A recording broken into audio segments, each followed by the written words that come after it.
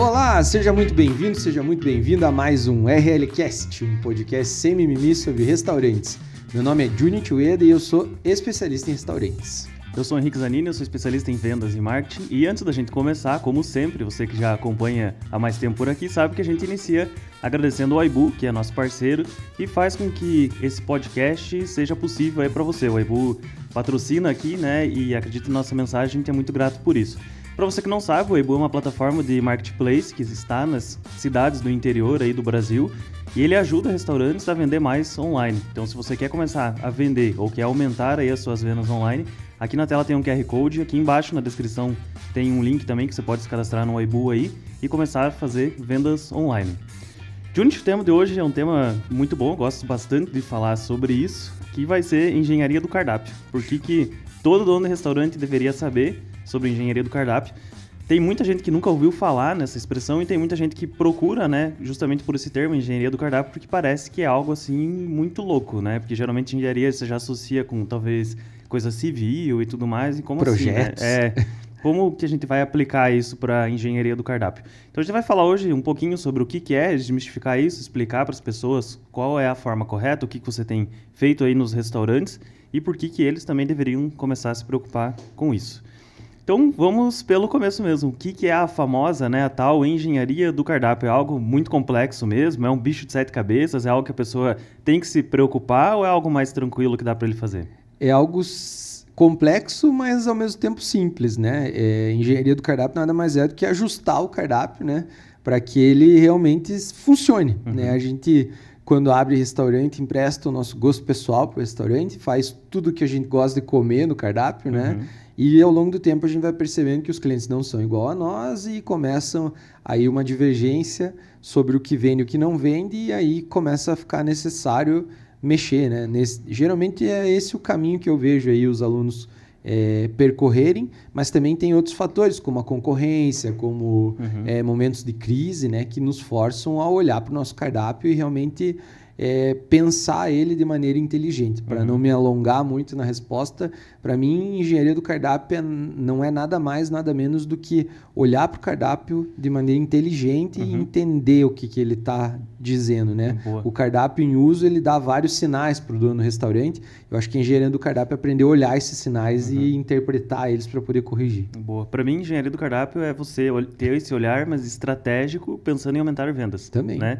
Olhando para o cardápio em formas de otimizar ele para vender mais. Porque tem várias coisas que são simples, às vezes, que você faz ali e gera um resultado gigantesco no final, né? É porque, às vezes, é necessário você tirar um prato, por exemplo, do cardápio. E, às vezes, é só mudar a ordem dos pratos no cardápio, né? Então, tem esse cunho do marketing, que é o que você mais gosta, né? Naturalmente, pela tua área. Mas eu acabo olhando mais para esse lado de operação, operacional, enfim. Obviamente, ambos as visões são focando em vender mais, né? Mas tudo tem que ser estudado, porque às vezes um bom prato num cardápio, ele é bom para o marketing e ruim para a cozinha. Ou às vezes é bom para a cozinha e ruim para o marketing, né? Ou às vezes é bom para os dois, mas está no lugar errado. Então aí tem várias variáveis que são importantíssimas, né? De ser analisadas. Vamos fazer essa discussão. Acho que trazendo os 2 pontos vai ser bem legal. A gente já discutiu isso várias vezes, em vários momentos, né? Então acho que talvez com outros nomes.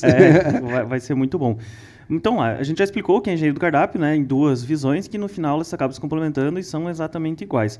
E acredito também fica fácil de entender por que isso é importante, porque, óbvio, se você olhar para o teu cardápio de maneira estratégica, seja para aumentar vendas ou para otimizar fluxo na cozinha, a tua operação vai ser muito melhor. Vai mudar. Né? Tem algo a mais assim que você consegue enxergar, tipo, cara, é importante por isso, você precisa fazer. Se fosse convencer, né, quem está assistindo a continuar assistindo o podcast por causa desse argumento, para a pessoa se convencer que precisa continuar aqui para ela entender. Por que você falaria assim, cara, faz isso aqui, precisa fazer porque é importante para isso? É importante porque o primeiro resultado que você vai colher aumenta a tua margem de lucro. Eu acho que isso é o que todo mundo quer, né? Então, o primeiro benefício que você colhe quando você aplica a engenharia do cardápio é aumentar a margem de lucro, sem sombra de dúvida. Fechou. E por onde começar, então? Você já tem, né, as operações do teu restaurante, são 4, né, operações. 4. Você faz essa engenharia. Eu imagino que no primeiro restaurante você fez da forma que você sabia fazer, tacou o pau lá e começou a descobrir as coisas e corrigiu. Mas depois você começou a abrir outros, né? E hoje o que você recomenda? Devo fazer, né, quando eu vou abrir o restaurante, se eu tiver a oportunidade, ou abro o restaurante da forma que eu sei e depois eu me preocupo com isso? eu acho que não tem muito como fugir de você apostar de alguma forma. Quando você inaugura, você não tem como medir o resultado do teu cardápio, né?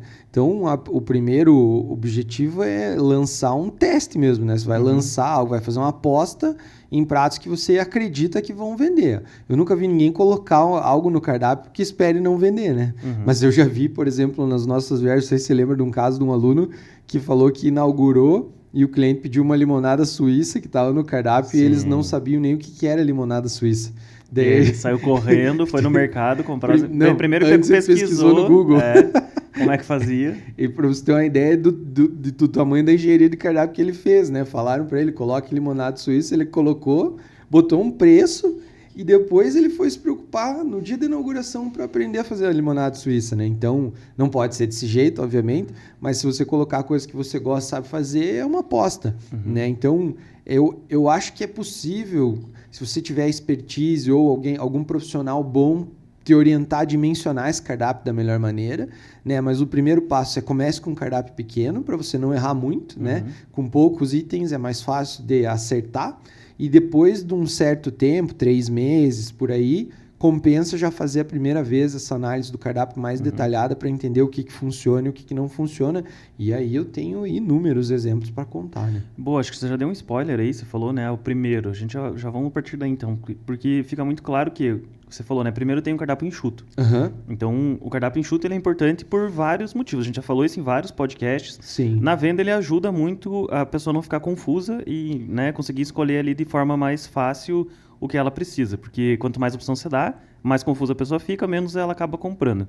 Falando em termos de marketing, né, que é a tua área afim aí, eu acho que a principal vantagem de ter um cardápio pequeno é que você pode investir menos para fotografar, menos para fazer um cardápio legal, porque você vai fazer um cardápio, uma produção para 60 fotos de pratos, é um valor muito mais alto do que 4 ou 5, né? Porque não é só as fotos, né? Você também tem que considerar que você vai ter que cozinhar tudo isso daí, né? Ter isso em estoque, né, e tal. Então, já agiliza o trabalho por aí e começa muito mais profissional, porque custa menos investir no marketing desses pratos. É mais fácil para você fazer anúncio, porque não são tantos pratos, enfim, né? Na parte do marketing, a gente já salta na frente também. Mas falando de operação, é uma bola de segurança, né? Porque tendo poucos pratos, a tua operação na inauguração ela vai enroscar.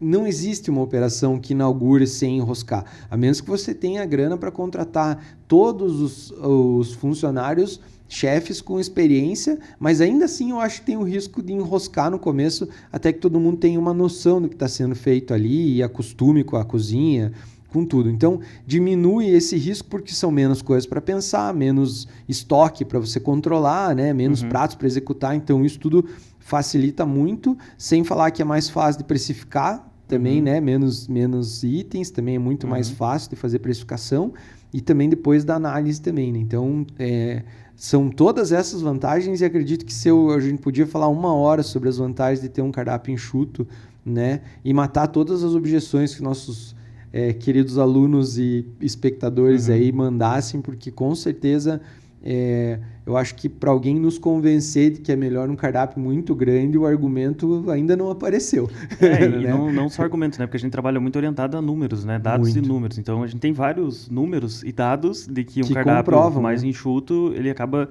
tendo mais vendas, inclusive de clientes, né, que tinham o cardápio mais longo, a gente acabou orientando eles a diminuir e as vendas, milagrosamente, óbvio, não foi só isso, mas com certeza ajudando no processo, elas começaram a acontecer.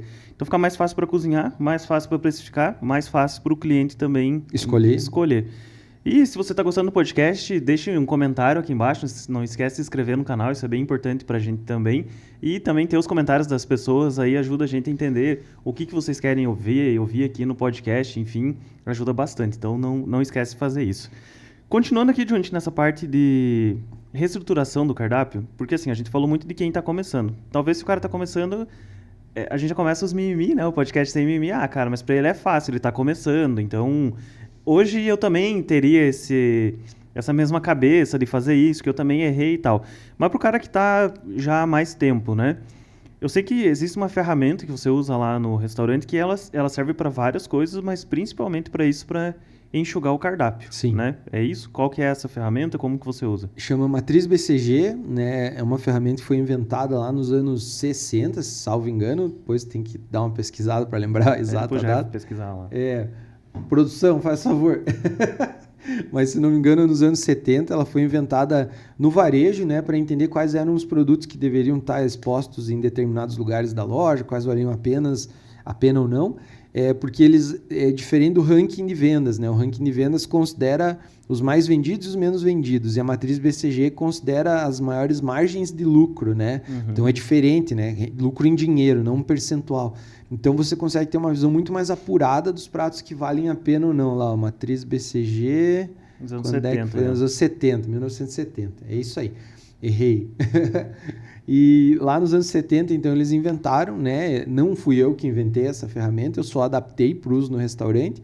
E basicamente você tem um quadrante com 4 partes ali que você consegue classificar os produtos por categorias e você descobre os que valem a pena ou não, né? Ali, então, isso elimina o teu gosto pessoal com relação ao cardápio e permite que você faça uma escolha baseada em números que eu não vi falhar ainda, né? Eu mesmo, a primeira vez fiz a matriz BCG, cortei 60% do meu cardápio e ninguém sentiu falta, né? Então, foi a primeira prova para mim mesmo que realmente vale a pena, né? Fazer isso. Então, eu uso a matriz BCG. Mas agora, eu tenho uma linha de pensamento nova aí, porque eu estou vivendo uma fase que eu percebi que tem uma situação que a matriz BCG não funciona mais.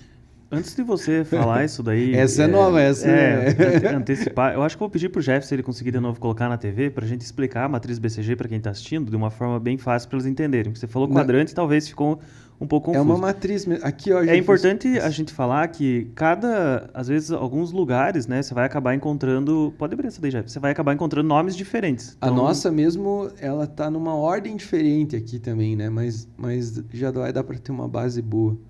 É só para quem tá ouvindo conseguir entender. Pode descer lá, a gente quer aquela imagem que você tá... Essa aí, ó. Essa daqui. Isso. Tá?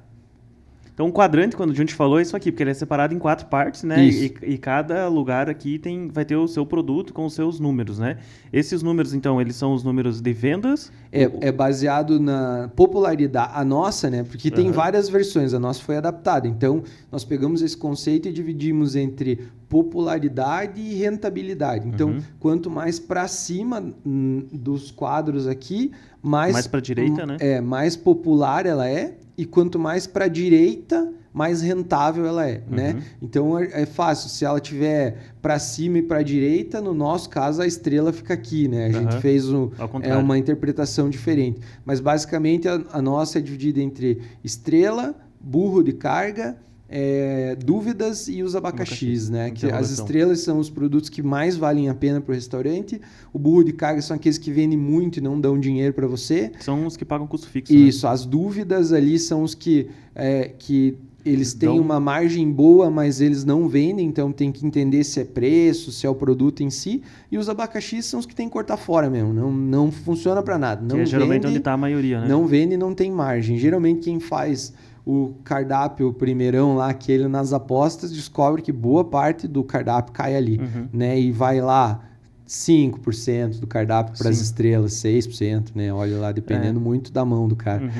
Então, assim, ó, a matriz BCG, ela faz parte, né, dessa engenharia do cardápio. Ela é uma das ferramentas que faz parte, né, da engenharia do cardápio. E ela é extremamente simples, é uma ferramenta que ela precisa do quê? Números e empenho de quem está fazendo. Isso. Porque você vai separar aqui por popularidade, igual você falou, você precisa então ter quanto vendeu, né, quantos pedidos. São 3 informações. A foto para ficar visual, né, o prato ou o nome. Depois é a quantidade de vendas que ele vendeu num período, 3 meses, 6 meses, 1 ano. Isso é importante. Eu até ia perguntar, qual que é o período de análise? Quanto maior, melhor, né? A média é porque restaurante enfrenta sazonalidade, né? Então tem inverno, verão, vende menos, vende mais. Pelo menos na nossa região aqui, que o frio é muito frio, né? E o calor é muito calor. Então sempre tem uma diferença. Então quanto maior a amostragem, menos variação, né? Média é assim. Então eu costumo fazer com 1 ano ou 6 meses no mínimo. Mas eu já tenho esse histórico. Claro que se tiver 3 meses de empresa, faz com 3, né? Não tem problema nenhum. E o outro item, que é onde pega a maioria, que começa os mimimi, é que você precisa saber quanto que ele te dá de lucro em dinheiro. Quanto que sobra no bolso, né? E para isso é só precificando da maneira correta. Então, quando bate aí, a maioria já não tem ficha técnica de tudo. E daí já, mas daí vou ter que fazer, Junte. Tem que fazer, né? Eu sempre falo, ninguém colocou uma arma na tua cabeça, mandou você colocar 200 pratos no cardápio. Né? Mas tem que ter, senão você não vai conseguir fazer. Mas o abacaxi ali, que é o que geralmente a gente corta, né? Óbvio, ele tem que também não ter margem, né? Não pode ter vendas e também margem. Ele vende pouco e dá pouco lucro. Mas se ele já é um produto que vende pouco, eu não tenho as fichas técnicas. E eu sei que esse cara aqui, nos últimos 6 meses, vendeu... Já analisei cardápio esses tempos, nos últimos 6 meses, vendeu 6, um por mês.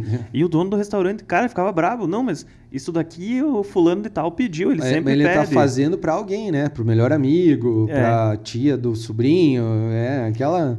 Sempre tem, né? Porque eu faço essa análise quando eu tô analisando os sites, porque geralmente você pega lá o cardápio com 500 itens no site, né? Cadastrados. E isso, né, gera vários problemas. Mas é tudo do mesmo frango. Até, inclusive a gente já falou, acho que não sei se foi no podcast, eu te pedi isso, né? Não falamos no podcast. Então... Mas vamos voltar, né? O cara não tem as fichas técnicas, mas aquele produto não vende, não precisa. Já corta dali e faz ficha técnica que tá vendendo muito, né? Você pode fazer 3 linhas, né? Você pode dividir o cardápio em 3 linhas e analisar só as primeiras 2, né? Então, você pega lá uma lista com 100 itens, analisa 60, 30 tira fora. Se não tiver venda, tira fora. Provavelmente ali, quando chegar na terceira linha ali, já não vai ter venda. O que eu tenho visto com frequência mesmo é aquele 80-20. Cara, geralmente, assim, 80% das vendas vem de 20% do cardápio. Eu digo porque se você cortar a última linha dos 30, ali nesse meio dos 60 vai sobrar alguns abacaxis e algumas dúvidas que você vai ter que analisar o que está acontecendo, até para ter uma base, né? Mas é isso aí. O que não pode é não fazer. É mais simples do que realmente parece, né? E óbvio, a gente não falou, mas acho que o óbvio precisa ser dito, isso é impresso, né? Você faz lá no teu restaurante, você coloca na parede... Pode fazer digital, dá para fazer, mas a experiência de colar na parede, de fazer todo mundo discutir, olhar para o prato, fixa muito. Muito. Essa era uma dúvida, porque assim, muito dono de restaurante não gosta de abrir números, né? Às vezes fica receado, o cara vai saber quanto que tá faturando e tal. Quem que você recomenda chamar? Óbvio, né? Se você tiver já uma equipe que nem você tem de diretores, né? Diretores que se chama? Liderança, né? isso. Óbvio, você vai chamar eles. Mas pro cara que não tem, quem que ele deve chamar para participar disso? Pelo menos o principal cozinheiro.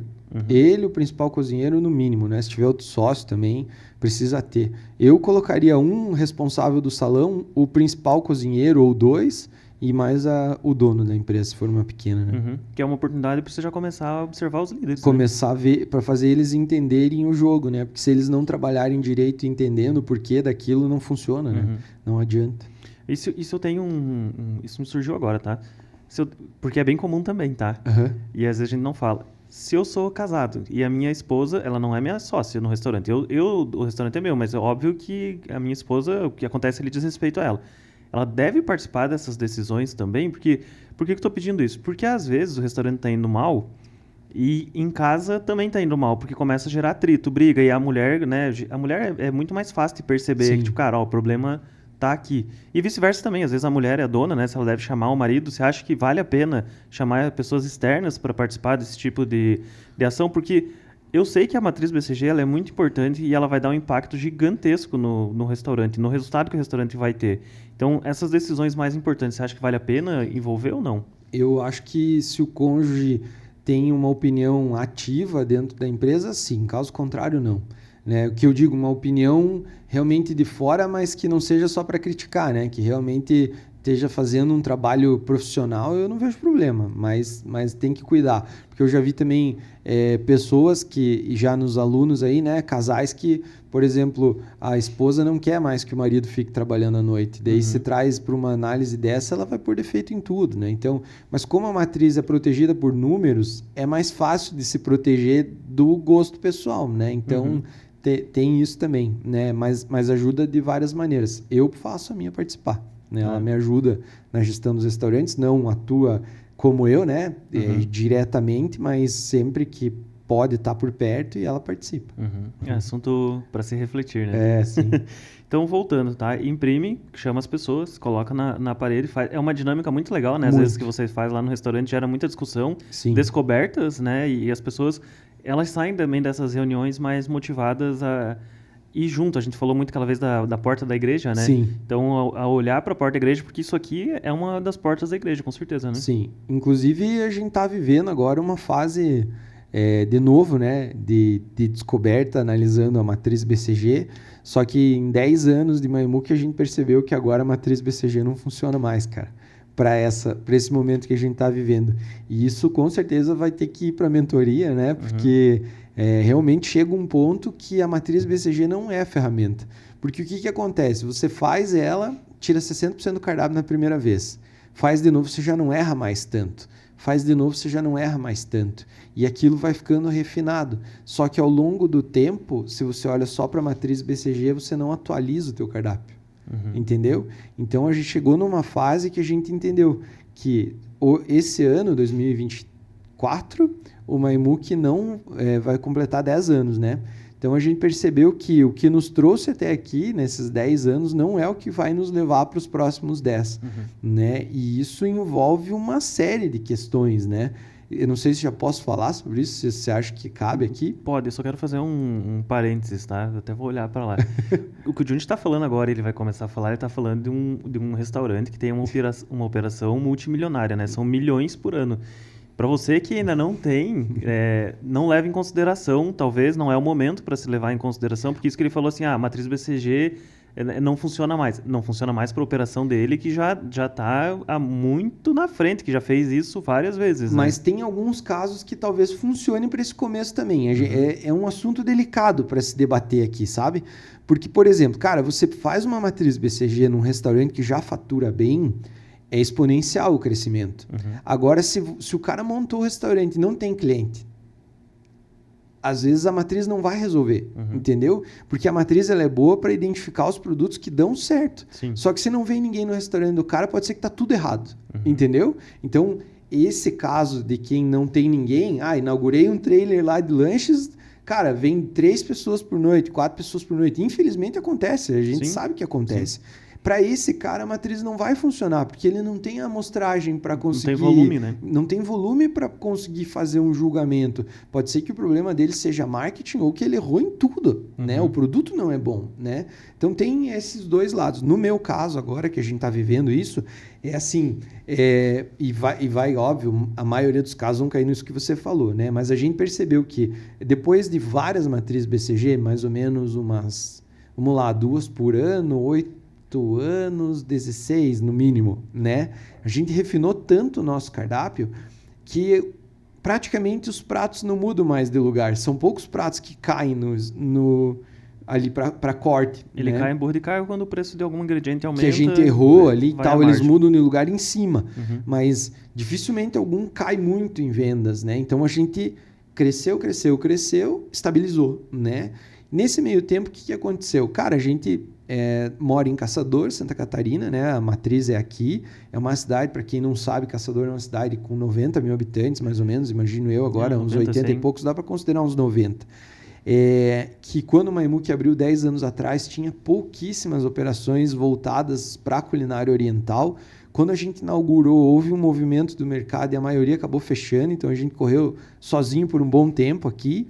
E hoje a gente está falando de 6 ou 7 restaurantes, contando os deliveries e os que atuam aqui. Não fiz mais a conta, soube que alguns andaram fechando, mas imagino eu que pelo menos 6. O que mudou daqui, né, Henrique? E por que dessa conclusão que chega um ponto na vida que a matriz não ajuda mais, né? Porque o que aconteceu? Cara, muitos dos meus colaboradores saíram e montaram os seus próprios negócios. Isso é maravilhoso, né? Viraram nossos concorrentes, mas, poxa, viraram empresários. Só que o que acontece? Cara, 10 anos fazendo Uramaki Filadélfia, que é um sushi clássico, né? Digamos, uma pizza de calabresa, ficou fácil, né? De outras pessoas aprenderem a fazer um Uramaki Filadélfia ou uma pizza de calabresa igual a nossa, né? Um produto que a gente diz básico para a culinária. E aí o que a gente começou a perceber? Hoje nós somos um grupo com 53 pessoas trabalhando direta e indiretamente.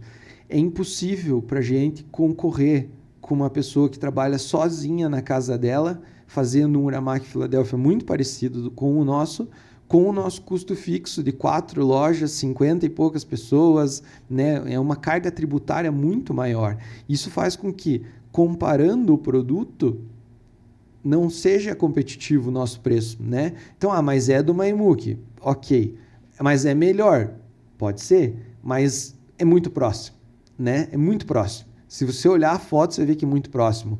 Ou, talvez com o paladar você perceba, mas assim, não justifica a diferença de valor, por exemplo. E eu não posso botar a culpa no meu cliente dizendo que eu vendo qualidade, porque eu já expliquei aqui 500 mil vezes que isso não é diferencial. Até qualidade é obrigação. O concorrente né? também tem qualidade, né? Então... Isso, exatamente. Então a gente chegou num momento agora que não é mais analisar o que a gente tem, é analisar o que a gente vai fazer, né? Então chega um ponto que fazer o que você faz não vai te levar para o próximo nível, porque as pessoas elas vão entender como você faz e o que você faz e vão se aproximar daquilo. É natural da concorrência, né? E quando você é referência, você é copiado. Você mesmo me mandou ontem um anúncio de outro restaurante que só não usou as nossas fotos, mas o texto, o formato, tudo igual, né? E pouco tempo depois que a gente divulgou. Né? Não levou 2 horas, né? Acho que levou, né? Mais meio-dia, né? Não levou. De qualquer forma, a reflexão que que eu estou propondo aqui é entender que a matriz BCG ela funciona muito, mas se chegar um momento que ela estabilizou e os resultados dela não mudam, talvez seja a hora de você mudar realmente o que você faz, né? Quer dizer que eu vou deixar a comida oriental, vou transformar o Maimuki num restaurante mexicano? Não. Né? Mas eu vou ter que encontrar outras formas de fazer o que eu faço para que as pessoas continuem enxergando o diferencial. Né? E o que é diferencial? Né? Então, agora, exatamente nesse momento, a minha equipe está nesse momento de reflexão, entendendo o que o Maimuki vai fazer. Porque o que a gente tem de diferencial contra alguém que trabalha sozinho em casa? A nossa estrutura, a capacidade técnica da nossa equipe, os equipamentos que a gente tem, tudo é diferente, né? Então, a gente é muito maior. Isso nos permite fazer coisas que alguém sozinho não consegue fazer, né? Então, a gente está olhando para esse lado agora. Chegou num ponto que a gente vai, ok, vamos segurar os estrelas, vamos cortar tudo o resto e vamos colocar um cardápio novo para jogo de novo, para a nossa matriz mudar na próxima análise, entendeu? Então, a gente está vivendo exatamente esse momento, que é uma nova fase do restaurante, para não fazer o que os concorrentes estão fazendo, agora 10 anos depois, né? Então, isso 10 meses depois, no desespero, não adianta fazer, né? Primeiro, você tem que ter uma marca, um nome, uma reputação, uma expectativa sobre o que você entrega, para daí esse tipo de ação funcionar. Mas é exatamente isso que a gente está vivendo agora. Loucura, né? Se me perguntasse isso alguns anos atrás, talvez eu ia achar que o Uramaki Philadelphia ia vender o resto da vida. Né? Vai vender. Vai vender, mas não é o que vai manter o nível que a gente precisa de faturamento e vendas, né? Então, ele vai existir lá no cardápio, né? Mas com certeza muito mais tímido, muito mais enxuto, para que a gente tenha esse mix feijão com arroz aí, que é o que a gente vai competir em preço, mas que a gente tenha os diferenciais também. Né? Papo aumentou o nível, né? Subiu a régua, né? Você até comentou no começo, aí tem que ficar para mentoria. Quem não sabe, o Junti faz mentoria, né, para donos de restaurante e são esse nível de conversa, né, muito mais aprofundado. Né? Muito mais. São pessoas que, na maioria das vezes, já fizeram pelo menos o nosso treinamento de formação de preço, né, inclusive a gente tem, se você não sabe, a gente também tem um treinamento. Eu e o Henrique desenvolvemos um treinamento de formação de preço de venda, que é um infoproduto, é um treinamento online, você pode comprar agora, inclusive se quiser ir começar, né, para fazer a precificação, que é a primeira coisa que vai ter que fazer para a matriz BCG. A gente tem um treinamento também que chama Restaurante Lucrativo, que a gente trabalha muito essas questões também, onde a gente entrega as ferramentas, enfim. Geralmente as pessoas chegam na mentoria, são pessoas que passaram por esses treinamentos e querem saber mais, né? Aí a gente começa as discussões de mais alto nível que são mais pontuais mesmo. Né? É importante você falou isso, porque a engenharia do cardápio começa com a precificação. Sim. A gente nem falou disso, porque todo podcast fala da precificação, de tão importante que ela é. Sim. Né? Então, se você quiser, aqui na descrição do vídeo tem um link, você pode fazer a compra do treinamento. É extremamente barato, se você colocar aí o valor que você vai pagar por dia, você vai ver que vale muito a pena pelo retorno que vai dar. Se você pegar um produto que vende muito com preço errado, já paga o curso. É isso. E aí, Junti, você falou ali uma coisa que chamou a atenção, que você falou assim, o Uramaki Philadelphia vai continuar lá, só que ele vai ficar mais tímido. O que isso quer dizer, pensando na engenharia do cardápio? Como assim ele vai ficar mais tímido? Porque ele já é um produto conhecido, que as pessoas não precisam mais olhar no cardápio para pedir ele, né? Tem gente que chega lá e nem olha mais o cardápio. Eu quero esse e vai, porque é sempre a mesma coisa. Sim. Óbvio que tem gente que gosta de experimentar e aí vai olhar o cardápio. Até se você falar, tem um cardápio novo, né? Vai gerar curiosidade, as pessoas vão querer ver e talvez não lembrem do Uramaki Filadélfia, que é um exemplo, né? Que você deu ali na tua operação. Então, como assim vai ficar mais tímido? Vamos diminuir a quantidade de itens de sushi, né, com esse apelo, né? Tipo, vamos diminuir os Uramaki Filadélfias, os sushis que os concorrentes mais têm próximos aos nossos, a gente vai manter só os estrelas para essas pessoas que chegam lá e comem sempre esses e tal, porque a estratégia é a seguinte, é diminuir a quantidade que a gente faz agora para operacionalmente liberar a minha equipe para ter mais tempo para fazer pratos mais complexos ou novos. Entendeu? Então, hoje nós temos 6 pessoas dentro da cozinha de uma unidade do Maimuki, que é a maior, essa é a matriz, 3 na Praça dos Quentes, 3 na Praça dos Frios, né, dos sushis. Então, a ideia é diminuir para que uma pessoa dê conta desse cardápio reajustado e 2 tenham tempo para fazer o que é novo, né? O que realmente vai, uau, né? A gente tá muito mais do mesmo, né? Eu tenho vários tipos de Uramaki Filadélfia com crisp. Mas o que muda é a cobertura, né? É como se eu tivesse vários recheios de bolo com coberturas diferentes. É uma maravilha para a produção fazer a mesma massa sempre e só trocar a cobertura. Mas o cliente começa a se ligar, né? Pô, mas toda hora o mesmo bolo, outra cobertura. Então agora está na hora de trocar a massa, não só a cobertura. Né? Então a gente vai enxugar muito para que a gente seja extremamente ágil, extremamente rápido, extremamente eficiente na produção desses para que o preço seja competitivo. Nesses a nossa margem é muito pequena, porque a gente tem outras referências e vamos criar novos que não podem ser comparados. Sim. Logo, o preço pode ser a nossa referência, né? Sim. Eu sei que você está nessa reflexão, mas acredito que a menor parte seja dona de sushi para se identificar com você nesse quesito. Sim. Vamos tentar trazer um exemplo prático. Talvez você não tenha resposta, porque você está exatamente nesse momento de reflexão. Mas, por exemplo, né, eu sou dono de uma pizzaria. A gente sabe que pizza de calabresa todo mundo vende e o que muda talvez é a marca da calabresa que as pessoas sentem a diferença. Sim. Frango. Frango é frango, entendeu? Não muda nada. O que muda talvez é o cream cheese ou o cheddar que eles usam, que é de outra marca e pode ser que seja uma diferença. Eu tenho certeza que quem está assistindo pensou em te xingar agora. Por quê? Frango é frango. Claro que não. Eu digo o que meu é peito, o meu é coxa. Mas o gosto do frango talvez não mude tanto assim, sim, né? Como a calabresa. Isso que eu quis falar, tá? Deixar bem claro. Pô, tô querendo salvar eles aqui, sacanagem. Mas e aí, se eu sou dono de uma pizzaria, como é que eu faço essa análise em relação à concorrência, né? A gente já vai voltar nessa questão da foto aí, porque sim, eu acho que é importante continuar nisso. Mas como que eu faço essa análise em relação à concorrência? Porque, óbvio, a pizzaria geralmente tem 3, 4 ali que todo mundo vende igual e todas é a que mais vende. Sim. Né? Mas assim, ó, portuguesa, calabresa, 4 queijos, marguerita, cara... Todo mundo tem. Essa briga aí é preço, bicho. É preço e velocidade. Qualidade não é diferencial, então não se fala em qualidade, né? Mas meu queijo é original, o do outro é falsificado. Cara, o cliente não vai perguntar para você isso. Ele pode comprar, não gostar e não comprar mais. Mas isso não adianta, não vai mudar, entendeu? O cara não quer saber a marca, ele quer saber se é bom. Entendeu? Isso, quando você fala a marca de um produto, você está dizendo para o cara, é bom porque você conhece a marca. Entendeu? Esse é o recado. Então, o que é? Essas pizzas, portuguesa, calabresa, marguerita e qual outra que eu falei? 4 queijos. 4 né? queijos, eu falei frango. Essas pizzas, elas, qualquer um tem. Ou seja, se você tem uma pizzaria, eu tenho uma pizzaria, o Jefferson tem uma pizzaria, você que está assistindo e tem outra, são 4. Né? O cliente vai pegar, vai entrar e vai olhar. Quantos pedaços, quanto tempo de entrega, qual que é o valor da calabresa do Henrique. Você que é um exímio comedor de calabresa, sei todas, sabe todas, né? Daí você vai entrar no do Jefferson, pizzaria nova, entrando no mercado, papapá, vai lá. Opa, é a pizza que eu gosto, calabresa. Mas a do Jefferson é mais cara, mas é maior e entrega mais rápido, né? Você vai analisar isso. Então é o quê? Preço, velocidade, né? E a aparência da pizza, o tamanho ali e tal. Isso você vai analisar, né? Então, todo mundo tem calabresa.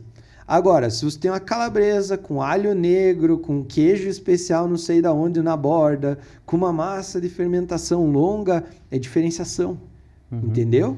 Então, não é uma calabresa, é a minha calabresa, entendeu? Logo, eu não tenho como comparar com a do Jefferson, a tua. Porque, cara... é diferente o produto. Não dá para comparar, né? Então eu não sei se é caro ou se é barato. Porque o teu produto é diferente. O Jefferson não tem um desse. Como é que eu vou comparar? Ao longo do tempo, vai acontecer o que eu te falei. O Jefferson vai se ligar que a tua pizza está vendendo mais que a dele porque a tua tem alho negro, porque a tua tem o queijo tal. E isso é fácil de conseguir. Ele vai conseguir, vai fazer um produto similar ao teu, para que a pessoa compare e diga, realmente, a do Jefferson é mais barata. Ó, só não tem o queijo tal, mas é mais barato, vou comprar a do Jefferson. E nesse momento, se faz necessário a criatividade, né? De criar uma outra coisa nova que todo mundo vai ter que copiar depois. Isso está muito globalizado. Hoje a gente pode buscar inspiração em qualquer lugar do mundo com as redes sociais, né? Só que isso também acelerou para todo mundo e gerou muito mais dificuldade, porque está cada vez mais difícil você fazer coisas diferentes, né? Coisas que não foram feitas ainda. Então, esse é o grande desafio agora, né? Num mundo extremamente acelerado, com a informação na mão de todo mundo, criar coisas que ainda funcionem, né? Porque não adianta só mudar a marca da calabresa. O cliente não vai se preocupar com isso. Você tem que criar um produto que não seja comparado com o outro. Mas esse produto, só a calabresa, você acha que deve manter no cardápio ou só ter os especiais diferentes? Sem dúvida. Sabe por quê? Porque a pessoa ela precisa comparar. Entendeu? Ela precisa comparar. E às vezes, se você não tiver... Geralmente, produtos com diferencial de mercado são mais caros, né? Então, o que ela vai dizer? Ela vai olhar o do Jefferson, que na média é 29, e vai olhar a tua, na média é 50. O que ela vai pensar? O do Henrique é bem mais caro. O do Henrique é bem mais caro. Né? Ele tá vendo? Calabresa. Calabresa, ali, né? mas olha, a calabresa mais barata aqui é 50. Daí olha lá no já é 29. Ó, ele não tem que entender que a tua tem alho negro. Entendeu? Depois você vai mostrar, mas na hora ele não tem que entender. Então você precisa ter esse mix básico para mostrar quem você é. É o cartão de visita. E nesse produto, você vai trabalhar com a tua margem no mínimo. Porque é aquela primeira, entendeu? Henrique, experimente a minha calabresa aqui. Comi, cara, se essa é boa, aquela outra de 55 deve ser muito maravilhosa, né? Aí você fisgou o cara. Na próxima ele vai dizer, se a básica é boa... Imagine essa aqui, cara. Deve ser muito melhor, entendeu? E vai comprar. Então, você gira o teu estoque e diminui o risco de desperdício vendendo o feijão com arroz, o básico, né? E ganha dinheiro fazendo o diferencial. E essa é a estratégia do momento agora. Ótimo, muito bom. E você falou ali algumas coisas que são bem importantes de frisar aqui, porque você falou assim, o cara vai entrar lá, ele vai comparar preço, velocidade e tamanho.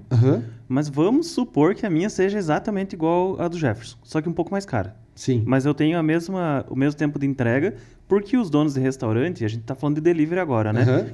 O cara só tem a operação do delivery. É que pizza, na maioria das vezes, é delivery, né? Eu acho. Mas... não tem pizzaria ainda. Isso vai para... serve para todos, tá? O cara só tem a operação do delivery, vamos supor, e eles não atualizam o tempo de entrega. É um erro bem comum mesmo, não ficar atualizando com frequência. Então, eu entrei lá, e daí o tempo não é, tipo, 40 minutos, 50 minutos. Tem uma margem, né? Daí os caras colocam, de 40... Eu já vi, tá? De 40 minutos a 1h30. Você não sabe que horas vai chegar, né? Então, vamos lá. O tempo, a velocidade é a mesma. O tamanho parece o mesmo, porque às vezes tá meio confuso ali. E o preço é um pouco mais caro. O que eu vejo, e eu já levantei essas bandeiras aqui algumas vezes, e eu até fiz uma mentoria essa semana com outro pessoal do restaurante, e eles falaram, Henrique, você é muito noiado com isso, não fique tão noiado. Mas a gente já falou sobre isso, que é a foto. Porque se a foto for boa, vai ser a última coisa que o cara vai comparar. Porque ele vai olhar as duas fotos e vai pensar, pô, mas a do Henrique parece melhor pela foto. E ela é muito importante no delivery para isso, para essa comparação.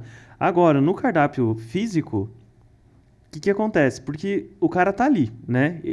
É difícil ele levantar e sair. Então não tem por que você oferecer a calabresa simples. Porque, teoricamente, a calabresa que tem mais complementos, ela deve ter uma margem maior, o preço é maior, o ticket médio aumenta e tudo mais. Então, falando de engenharia de cardápio dentro do restaurante mesmo, como que a gente pode fazer para que ele não pegue a calabresa simples e ele acabe pegando essa com alho negro? Sim. A ordem dos produtos dentro do cardápio, né? No online, totalmente diferente do offline, né? Cardápio impresso na mão do cliente, e como você falou, ele está dentro da loja, ele não vai sair, né? Na internet você consegue entrar e sair de várias lojas ao mesmo tempo. Eu entro e saio da tua pizzaria, entro e saio da do Jefferson, entro e saio da minha, Sim. dou uma olhada ali, pau, né? Decido. E fisicamente não. Então ali você já começa mostrando as boas, né? As melhores, essas que são as de diferenciais. E para os clientes do delivery, não. Mostra o que ele vai comparar primeiro e daí dá outras opções para baixo. Isso. É normal. Inclusive a gente já testou isso, né? No Maimu, que fez muita diferença. Isso que você trouxe é Na bem... minha hamburgueria também, né? Isso que você trouxe é bem importante da gente frisar que cardápio físico é diferente de cardápio digital. São duas operações que, por mais que elas sejam parecidas, elas são completamente diferentes e devem ser trabalhadas de formas diferentes, com estratégias diferentes para cada uma, né? E lembrando que quando você fala físico é diferente de digital, eu acho que não é uma boa afirmação, porque tem gente que usa digital dentro da loja, né? Então, cardápio da loja online, é diferente do cardápio de delivery. Isso, essa é a pegada, né? E aí voltando de foto, então, de onde falou ali sobre essa questão, essa parte da engenharia do cardápio, as fotos elas precisam ser estrategicamente pensadas, Sim. Né? Porque a gente já viu assim, ó, 2 tipos de cardápio, né? O cardápio que não tem foto nenhuma, que é só uma lista ali de itens e o preço. E tem cardápios que tem foto de tudo. Você pega lá, o cara tem 100 itens, você vai vira um livro, assim, porque a foto ocupa mais espaço, precisa de mais espaço, gera mais páginas, acaba ficando um cardápio mais grosso, né? Então, a forma que a gente coloca as fotos dentro do cardápio, ela também influencia na venda, nessa parte de engenharia, né? Sim, com certeza. Tem gente que usa uma foto para topo de categoria, né? Então, vou entrar nas pizzas especiais, vou colocar a foto de uma pizza especial. Essa da foto vai vender mais, com toda certeza ela vai vender mais, né? Daí tem aquela, mas pastel é tudo igual por fora, né? Cara, mas corta o pastel, mostra ele o que vai, faz foto com componentes do recheio, né? Tem que mostrar, cara, eu acho que tem que mostrar. Eu sou muito contra mostrar um pouco, entendeu? Eu acho que ou mostra tudo ou não mostra. Entendeu? Como assim? Tipo, colocar 2 fotos só. Vou pôr uma foto de uma pizza simples e uma da básica e uma da premium, assim. Eu acho que tudo bem. Pizza tende a ser parecido, né? Mas se você não criar alguma apresentação que atraia pelos olhos da pessoa, não vai vender. Não vai vender. Mas eu acho que assim, ó, hamburgueria, né? Acredito que sim, você deve colocar todos, porque a pessoa vai comprar pela foto. Sim. E às vezes só a descrição. Só que, óbvio, se você quer fazer um cardápio mais enxuto e não tem espaço, você tem que colocar foto daquele que tem a margem maior, né? Sim. Porque ele vai te deixar mais dinheiro no bolso. E as pessoas, elas seguiam muito pelas fotos. Sim. E esses dias eu tava jantando com a minha namorada, ela pegou, ela olhou, cara, ela tava muito indecisa, porque tinha muita coisa no cardápio. Era gigante, era um livro, assim, só que era só coisas. Ela foi no que tinha foto, ela falou, eu quero esse aqui. E daí a gente chamou o garçom, porque isso é um erro também, tá? É importante falar que aconteceu. A gente teve que chamar o garçom, porque tinha foto, mas a gente não sabia qual sabor de qual produto era. Era uma pizza, né? Que pizza que era aquela. Então, se vai colocar só uma foto, coloca o nome do produto ali, porque fica mais fácil as pessoas fazerem essa identificação. Mas voltando, hambúrguer eu acho que é importante, né? Mas pizzaria, esses lugares, talvez pastelaria, que tem muito produto e são muito parecidos, obviamente não tem como colocar todas as fotos. E aí o cara tem que ir por essa linha mesmo, de pegar o que tem maior margem, ou o que ele quer destacar como venda, porque, que nem a gente falou, da pizza de calabresa. E tem a pizza de calabresa com alho negro. Ele vai pegar dessa, é isso? Isso, tem que fazer. Eu acho que a gente deveria investir em fotografar tudo, sabe? E eu acho que procura algum recurso visual, mostra uma fatia da pizza, alguma coisa tem que dar um jeito de fazer, porque, cara, imagem vende muito mais, bicho. Não adianta, a gente é muito visual, né? Eu aprendi muito isso com o sushi, porque são nomes Rossomaki, Uramaki, Temaki, né? Ebiten, né? São nomes que a gente não é acostumado. Então, a gente fez foto de tudo desde o começo e tem gente que não sabe o nome do prato até hoje, mas ele consegue indicar com o dedo tudo que ele gosta de comer, né? Então, pra gente que tem nomes difíceis, ajuda muito. Outra dica é não complicar nos nomes também. Nomes que as pessoas não sabem falar, elas tendem a não pedir para não passar vergonha, né? Se for algo difícil de pronunciar. Então, facilita a vida do cliente também, nesse sentido, ajuda. Mas falando ali, cara, não tenho condições de fotografar tudo, a gente acha que não dá. E vou entrar na categoria. Pelo menos uma, né, cara? Pelo menos uma. Mas assim, eu faria no mínimo uma página. 4, 5 para mostrar como é que é a borda, como é que é a pizza, a variação de recheio, como é que ela fica. E depois os demais sabores, assim. Mas eu aposto que se quiser que os 4 com foto vão vender mais. Sim, com certeza. Né? Sempre vão. E isso que a gente tá falando das fotos de cardápio ali do restaurante físico, né? Pro delivery também muda. Muda. Porque o restaurante delivery, sim, obrigatoriamente você precisa ter foto de tudo e de todos os complementos. Às vezes não é possível, né? Porque é muito sabor de pizza. Então, dos mais vendidos, obviamente, você tem que ter. No delivery, foto de tudo. No cardápio físico, dá para fazer aí poucas fotos. Né? Hoje em dia tem soluções, né? Cardápio digital para loja, eu uso. Então, pô, não tem limite de imagem, né? O limite está muito mais em fotografar tudo aquilo do que propriamente colocar ali.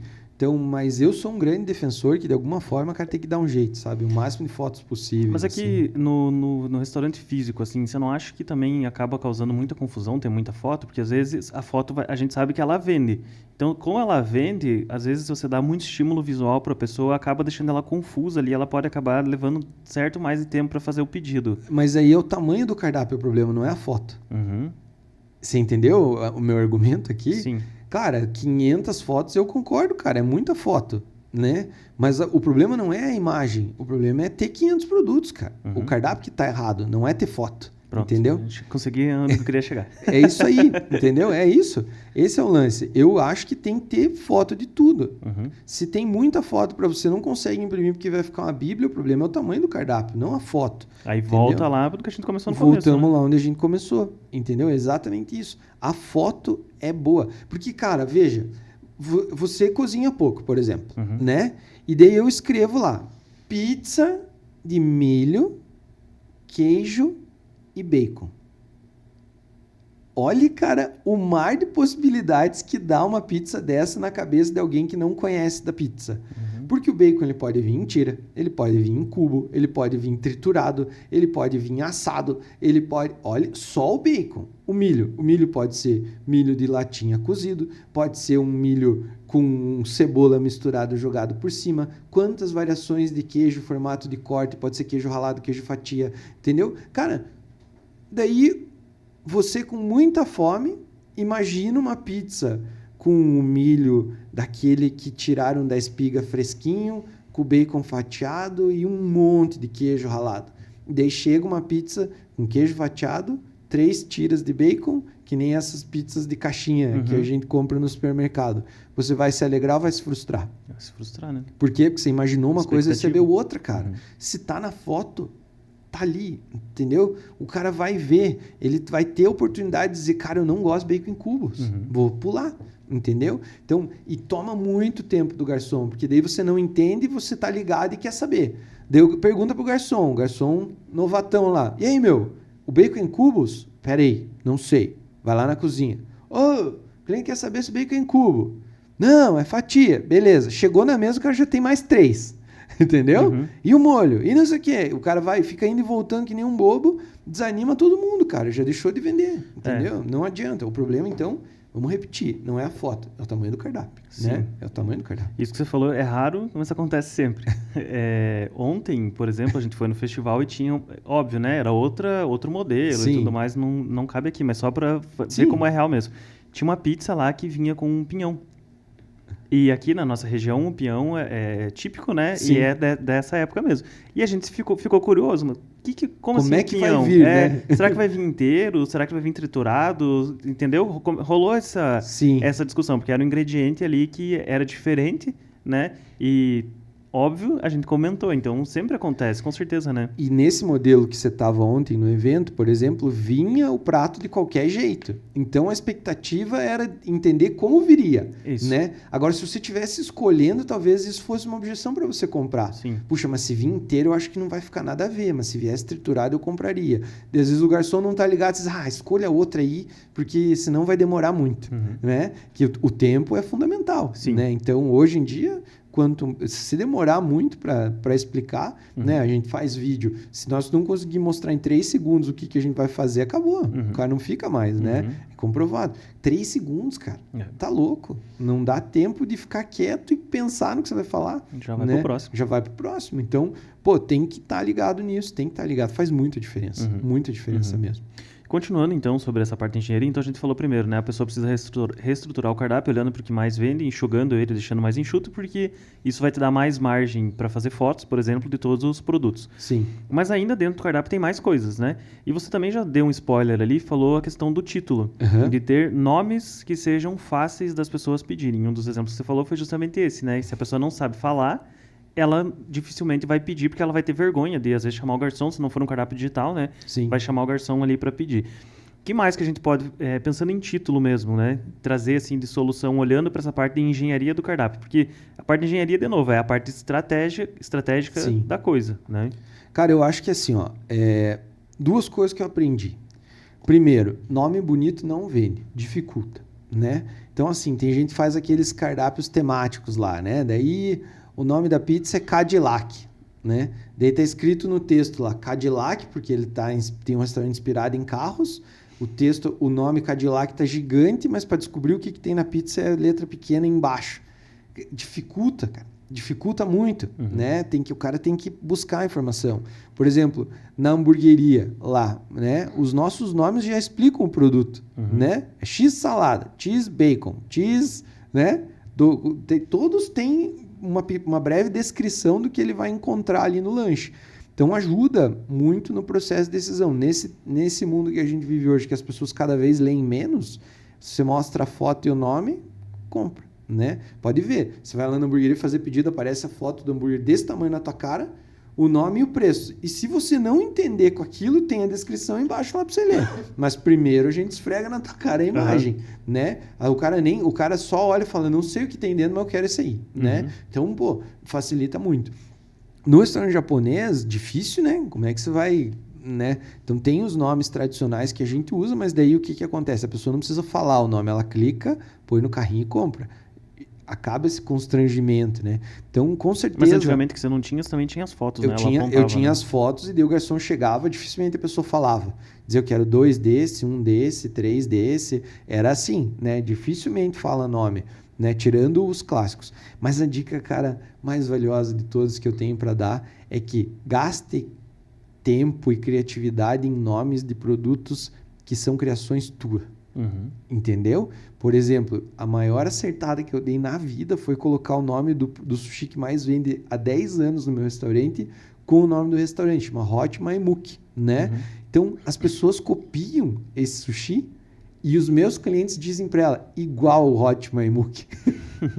Né? Tipo, isso é um Hot Maimuki, isso não é o teu sushi, né? Não é um hot roll com camarão em cima. Teve um concorrente... Hot camarão, já viu o nome. Teve um concorrente de outra cidade que colocou no cardápio e colocou outro nome e os meus clientes me marcavam, cara, e colocavam, olha aí o Hot Maimuki, olha aí, e eles apagavam, cara, e daí quanto mais apagavam, mais marcavam e tal. Eu não sei se tiraram do cardápio ou não, mas, tipo, entendeu? O cara tá fazendo propaganda pra mim, que tá na cara que ele tá copiando a gente, entendeu? Sim. Então, pratos que forem autorais, criações tua, pense em nomes que relacionem eles ao teu restaurante, para eles virarem um prato bandeira da tua casa. Entendeu? Hot Maimuki é Maimuki, cara. Eu morro de rir quando tem clientaço nosso que viaja e diz, cara, chamei o garçom lá em outra cidade e pedi se tinha Hot Maimuki, ele ficou me olhando, aí que me liguei que era o nome do teu restaurante. Né? Então,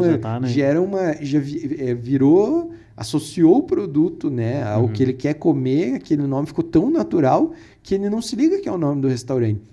Mas quando se liga é bom para mim, né?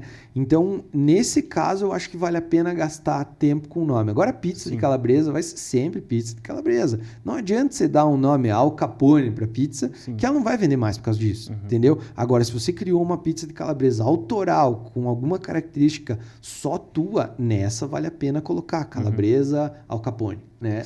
Agora eu sei qual que é essa daí, entendeu? Nesses casos, sim, mas se não, cara, simples e bem feito. Eu acho que essa parte de engenharia do cardápio, dentro do título, ela diz muito sobre a experiência do cliente dentro do restaurante e principalmente no delivery, né? Muito.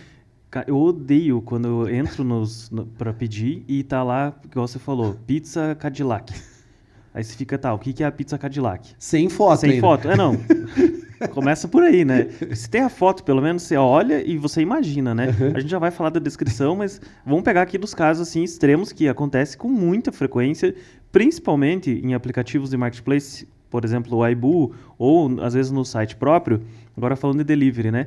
O cara vai lá e coloca assim, pizza P. Então você inicia pela Pizza P, eu sei que tô comprando uma Pizza P. E aí ele só coloca os títulos. E não tem foto, né, de tudo.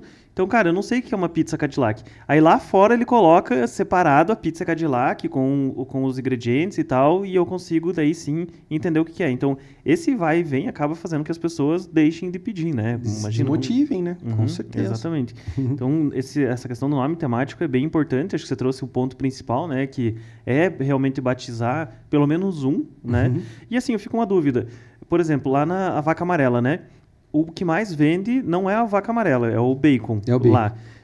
Tem, assim, restrição, por exemplo, de eu pegar um que já é conhecido e dar o meu nome para aquele, porque foi isso que você falou. A pizza de bacon sempre vai ser a pizza de bacon, a de calabresa, né? As pessoas sempre vão pegar de calabresa.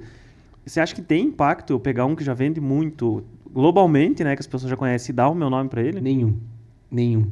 Porque vai ser um X-Bacon feito do teu jeito. Entendeu? Não vai ser nada super especial. Entendeu? Então, mesmo que você dê um nome diferente, as pessoas vão dizer, vai lá e como de bacon lá no Vaca. Entendeu? Porque eles não vão lembrar do nome. Eles vão dizer, cara, peça um que tem bacon lá no Vaca. Entendeu? Então é mais fácil dizer qual que é o de bacon que é do Vaca. Tá escrito lá. Bacon. Gigante no nome. O cara não vai hesitar, ele vai clicar. Entendeu? Então, cara, o cheese bacon não é uma criação minha. Não é uma criação do Vaca Amarela. A gente faz ele de uma forma um pouco diferente. Mas sim, ele é a tua versão, né? Mas é um X-Bacon. É a nossa versão do X-Bacon. Então, cara, o X-Bacon do Vaca é diferente, talvez, da maioria. Mas é X-Bacon. Entendeu? Então, não vale a pena. Use nos autorais. Aí sim, nos autorais sim. Fechou. Vamos dar uma acelerada, já estamos quase 1 hora. Achei que não ia passar rápido. tão rápido. Agora a descrição, né? Igual a gente falou, então, vamos supor, precisa de foto. A foto já vai resolver muita coisa, muitos dos problemas. Mas você precisa destacar fotos ali no cardápio. Se você tiver um cardápio maior, algumas fotos que vão ser estratégicas. Se você tiver um cardápio menor, que é o ideal, você vai destacar todas. Elas vão acabar brigando entre elas ali, porque vai ser muito apelo visual, né? Mas tudo bem. Aí o título a gente já falou e a descrição. Porque assim, ó, de novo, o delivery é diferente, muito diferente do que o cardápio físico lá no restaurante. E aí tem alguns pontos aqui que são importantes, acho que a gente passar. Porque você falou assim, cara, ele vai ler a descrição, e ali na descrição vai ter. E eu vejo assim, que descrição de cardápio físico, ele é muito mais ingredientes. Você não precisa vender, porque a pessoa já está ali. Então você coloca que é o pão, o bacon, o milho, enfim, são os ingredientes listados. E eu vejo muito que se a gente faz essa mesma coisa no delivery e a gente tem isso em números, não funciona.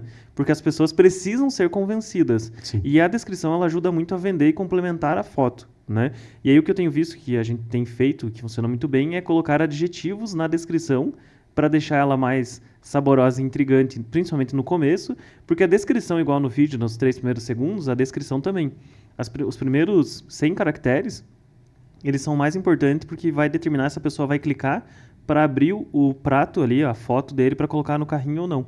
Então a gente tem colocado primeiro adjetivos, deixa ela com uma aparência, né, que a pessoa consiga, às vezes, lendo, sentir aquilo que ela vai comer, e depois coloca os ingredientes e no final uma chamada para ação. Você vê algo diferente que dá para fazer, principalmente falando nessa questão do restaurante físico, que a pessoa já está lá e vai sentar? Cara, eu acho que é treinamento das pessoas, né? Então, assim, se você tem atendentes no teu modelo de negócio, a descrição ela precisa ser mais objetiva, até para dar uma oportunidade do teu atendente explicar e vender algum produto, né? Então, quando você tem atendente, você tem uma oportunidade de tirar a dúvida do cliente. Quando você não tem atendente, que é o caso do delivery ou do autoatendimento, que nem a gente tem no Vaca Amarela, esse atendente ele não está ali para tirar a dúvida do cliente. Então, a descrição, como você falou, é fundamental, né? E a gente testou no Vaca Amarela, quando a gente mudou para essa descrição sobre a experiência de comer o lanche, ao invés de só relatar os ingredientes, aumentou a venda de vários lanches que não vendiam. Então, sem dúvida, funciona. O que você falou, eu só valido o que você falou e dou esse toque aí, né? Se tem atendente, treine ele para explicar essa parte da experiência de comer, mas deixe no cardápio mais enxuto. E o Jun te deu um spoiler aqui. O nosso próximo podcast, o tema vai ser exatamente isso: como treinar o garçom para que ele ajude a aumentar as vendas dentro do restaurante. Porque essa parte de treinamento de garçom ela é muito importante. Eu já, cara, fui esses dias em um outro restaurante, chamei o garçom, eu tinha dúvidas, ele foi lá e falou, não, é isso aí. E saiu. E eu fiquei tipo, putz, eu queria pedir um vinho. Só que ele não me deu nem a oportunidade de esperar, sabe? E eu ia trazer isso hoje, mas achei que a gente podia começar pelo cardápio. Então, spoiler, o próximo vai ser sobre isso. E aí, por último, a gente vai falar sobre o preço. Porque o preço influencia. Eu já vi muita coisa sobre isso, quero saber os teus testes. Por exemplo, né, cardápio físico, né, no restaurante, não colocar o símbolo de dinheiro, o RS. Dizem que isso ajuda a aumentar as vendas. Outra coisa é quebrar os números. Então, custa R$50, colocar R$49,97, porque a pessoa vai associar ali o psicológico dela que vai ser mais barato. Esse tipo de estratégia realmente funciona? Você chegou a testar, a ver, validar? Eu não tenho números para te provar isso, mas eu tenho quase certeza que não, porque assim como o cardápio que se repete ao longo dos anos, as pessoas entendem como se aproximar daquilo e copiar, esse tipo de estratégia acaba ficando batido para os clientes, entendeu? Então, cara, todo mundo usa R$4,97. Todo mundo sabe que é para disfarçar um 5. Já não tem mais o mesmo efeito, na minha visão, que tinha antigamente. Como eu te falei, eu não tenho dados para comprovar isso, mas eu tenho a impressão de que não muda nada, né? Mas o que funciona muito é a ancoragem, né? Então, quando você for dispor os produtos no teu cardápio, você ter o caro, o barato e o que você quer vender. Na maioria das vezes, a pessoa vai no meio, né? Porque, cara, essa entrada a R$29 é cara para mim. Hoje eu não estou podendo. Mas também R$4,99 minha mulher não vai achar muito legal. Vou nessa de 10 aqui do meio, né? Então isso sem sombra de dúvida vende mais, né? Tem gente que usa a estratégia da isca, né? Você até me mandou uma matéria falando sobre isso, que é subir o preço dos que estão em volta do que você quer vender para aquele que você quer vender parecer mais barato.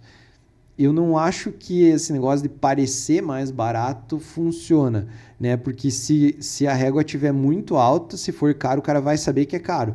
Porque ele está dentro do teu restaurante com um negócio que a gente chama de smartphone na mão, conectado à internet, e ele pode ver na hora se o do concorrente é mais barato ou não. Então, existe essa malandragem que tem que ter, né? Tem que ser justo Principalmente o no delivery, preço. né? Mas ancoragem, cara, é fundamental. Isso funciona muito. Essa era exatamente minha última dúvida sobre a estrutura, né? A organização do cardápio. Porque agora, então, voltando, né? Eu organizei ele, eu tenho já os itens que eu vou colocar, diminuí, enxuguei meu cardápio 60%, fiz foto de tudo, coloquei aqui novos títulos, descrição, né? Com adjetivos e tal, tá lindo.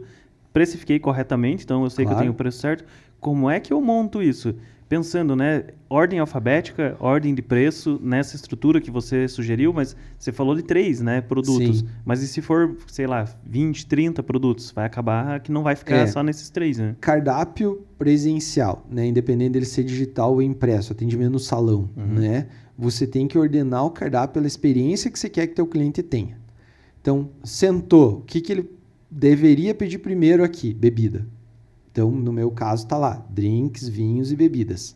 Entradas, pratos principais, sobremesas e aí, por fim, café, bombonière, licor, né? Toda aquela coisa toda.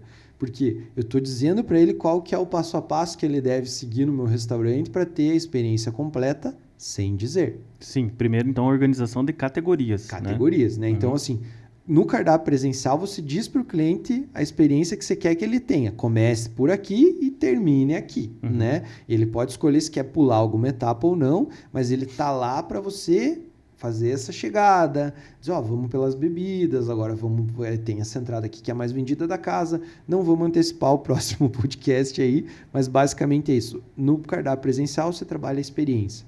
No cardápio virtual, cara, o cardápio para delivery, o cardápio que a pessoa vai, autoatendimento, delivery, é tiro na cabeça, cara. É só o que vende mais, o que é mais sucesso, os pratos que representam mais a tua casa, os pratos que fazem a tua casa ser reconhecida, é isso que você vai oferecer para eles primeiro. E depois todo o resto, né? Porque a gente deve lembrar que você tem 3 segundos para mostrar por que isso é bom, né? E você tem que mostrar o teu melhor. Sim. Então, não coloque a entrada na frente de um cardápio digital, porque quem colocou a melhor pizza vai vender mais que você, né? Então, essa é a lógica básica aí para se fazer. Depois, dentro de cada categoria, nessa ordem, trabalhar ancoragem, imagens, fotos, etc., para aumentar o resultado disso. Mas essa organização é muito clara. Para a internet é uma ordem, para venda presencial é outra ordem. Você falou essa questão do delivery, né, da internet. O que a gente mais vê que funciona é justamente você oferecer... Você tem que pensar no teu cliente, o que ele quer e qual é o momento do teu restaurante. Sim. Porque assim, se o teu momento de restaurante é fazer aquisição de clientes, é começar eu preciso aumentar as minhas vendas, você vai posicionar o teu cardápio de uma forma. Qual é essa forma? Facilitar que as pessoas comprem. Como é que você facilita? com promoção, porque isso já vai deixar mais fácil delas não terem essa comparação, porque quando tem promoção, ela esquece de comparar, porque tem promoção. Então, ter promoção é importante nesse sentido. Segundo, facilitar de não colocar complementos obrigatórios. Porque, por exemplo, até questionei você, né? Eu falei, Junti, a gente precisa mesmo disso aqui na vaca amarela, cara? Não dá pra gente tirar, porque eu quero testar e tal. Trazendo, né, o que a gente tava discutindo foi, um dos complementos obrigatórios é o cara falar o ponto da carne. Sim. Que eu argumentei pra você, eu falei, se o cara quer o ponto mais passado, ele vai procurar essa informação, ele vai marcar. Ao ponto da casa, eu já sei que é o ponto da casa, eu não vou colocar. A gente acabou não colocando porque saberia que ali pra frente ia gerar problemas, né? Mas é só um exemplo. Outro dia eu vi um restaurante, eu estava fazendo essa análise de cardápio, um dos complementos obrigatórios para a pessoa pedir um hambúrguer era colocar se ela queria, sim ou não, ela tinha que marcar, sim ou não, o guardanapo. Era obrigatório. Falei, cara, qual é o sentido? Pega e manda. Ah, mas é que daí aumenta meu custo. Quantos centavos vai aumentar no teu custo? Então, aumenta o preço e já envia direto, porque isso vai criando ali barreiras. Né, para a pessoa pedir. Mas não era o momento dele de aumentar vendas. Então, tá tudo bem, talvez, fazer isso. Por isso que precisa entender qual é o momento do restaurante. Exato. Porque também, se o momento é aumentar ticket médio, você vai aproveitar esses momentos que a pessoa já vai colocar alguma coisa no carrinho e vai oferecer complementos, outras coisas, para que ela possa pedir junto e aumentar o ticket médio também, né? Então, Concordo. É importante pensar nisso, nesse sentido. E colocar, se for aumentar ticket médio para cima, não precisa ter promoção. Aí você vai justamente nos mais vendidos, porque vai facilitar da pessoa não precisar pensar muito e ela já vai acabar colocando ali, né? Perfeito. Quanto menos etapas você tiver, mais chance do cara comprar rápido, né? Então tem que pensar nisso sim, mas óbvio, não pode esquecer de questões operacionais, como essa que a gente entrou em discussão sobre o ponto da carne, que para nós é uma questão operacional que gerava muitas devoluções, né? Por a pessoa estar esperando um ponto e chegar outro. E aí não dava certo. Né? Então, essa era uma das discussões, né, de marketing e gestão ali de cozinha, principalmente, né, que às vezes dá esses conflitos. Como a gente vende velocidade, a gente não pode correr o risco de errar, né? Senão já era velocidade. Então isso faz com que a etapa seja importante para nós. Mas claro, cada caso é um caso, né? E o que funciona para mim pode não funcionar para quem está nos ouvindo, mas o importante daqui é pegar inspiração, né, para fazer o melhor para si, né? É isso. Então, em resumo, esse foi o nosso podcast, né, sobre engenharia do cardápio. Espero que vocês tenham conseguido tirar algumas lições. E se vocês tiraram, comente nos comentários, deixe a gente saber qual foi a lição e principalmente a decisão que vocês tomaram ouvindo esse podcast. Porque se você chegou até aqui, com certeza, alguma decisão você tomou, senão você não tinha ficado ouvindo aqui até o final. Então, muito obrigado pelo teu tempo. A gente já está em mais de 1 hora. Seu tempo é muito valioso. Eu sei que dono de restaurante é bem corrido e você que chegou aqui, comenta aqui embaixo que você chegou, que a gente quer muito saber que você está empolgado e empenhado no teu restaurante. Até a próxima, pessoal. Um abraço. Até. Valeu, tchau. Tchau.